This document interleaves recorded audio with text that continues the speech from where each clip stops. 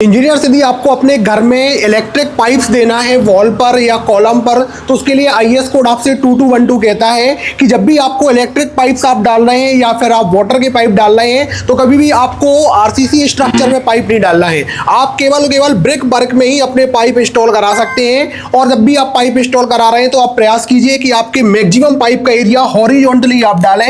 ये वर्टिकल वाले पाइप आप कम से कम डालें, वर्टिकल वाला एरिया कम कवर कीजिए और हॉरिजॉन्टल वाला आप एरिया ज्यादा कवर कीजिए। और आपको इसमें कितनी आप डेप्थ दे सकते हैं, तो जितनी आपकी बॉल की थिकनेस होती है, बॉल की थिकनेस का 1/6 पार्ट से ज्यादा आप गहरा इसमें आप गड्ढा नहीं दे सकते अपने पाइप इंस्टॉलेशन के लिए। मान लीजिए कि आपकी बॉल की जो विड्थ है वो आपकी 200 mm है, तो इसमें आप कितने पाइप देंगे, 200 का डिवाइड कर देंगे 6 से, मतलब आप 33 mm से ज्यादा का आप गड्ढा नहीं करेंगे अपने पाइप इंस्टॉलेशन करने के लिए। और आपको कॉलम में तो आरसीसी स्ट्रक्चर में तो करना ही नहीं चाहिए, क्योंकि आरसीसी स्ट्रक्चर की स्ट्रेंथ कम हो जाती है। बट ऐसे केसेस होते हैं कि जहां पर आपको आरसीसी स्ट्रक्चर में भी देना पड़ रहा है, अपना पाइप्स निकालना पड़ रहा है, तो उस केस में आपको अपने कॉलम का जो कवर होता है वो कवर थोड़ा आपको बढ़ाना होता है। आप 40 mm कवर लेते हैं तो उस केस में आप लगभग 50 mm कवर ले लीजिए और फिर आप छोटा सा उसमें ड्रिल करके फिर आप यहां पे पाइप्स अपने डाल सकते हैं, तो स्ट्रक्चर आपका सेफ बना रहता है। तो फ्रेंड्स, आपको हमेशा याद रखना है, जब भी आप इलेक्ट्रिक पाइप या वाटर पाइप इंस्टॉल करा रहे हैं तो आईएस कोड 2212 के अकॉर्डिंग ही आपको डालना है, तभी आपका स्ट्रक्चर हमेशा सेफ बना रहेगा। तो हमारे ओरिजिन इंस्टीट्यूट को आगे ज्वाइन कीजिए और सिविल प्रैक्टिकल ट्रेनिंग लीजिए, जिसमें आप बहुत सारी नॉलेज अपने आप में गेन करा सकते हैं।